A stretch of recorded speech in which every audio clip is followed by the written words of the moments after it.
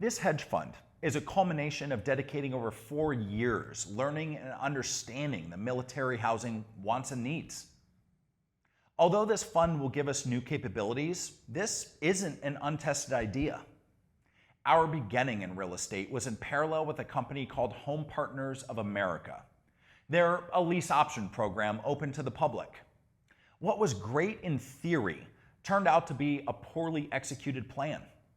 They made it difficult to solve this housing problem by setting a high barrier to entry, among many other factors. Their poor processes and lack of proper execution resulted in hundreds, if not thousands, of one-star reviews from consumers. Systemic problems were uncovered at every level as I became a top producer in their program.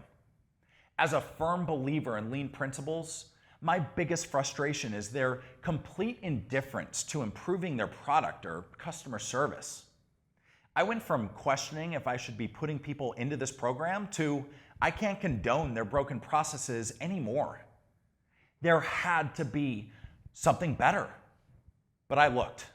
Nothing exists that solves this problem. Until now.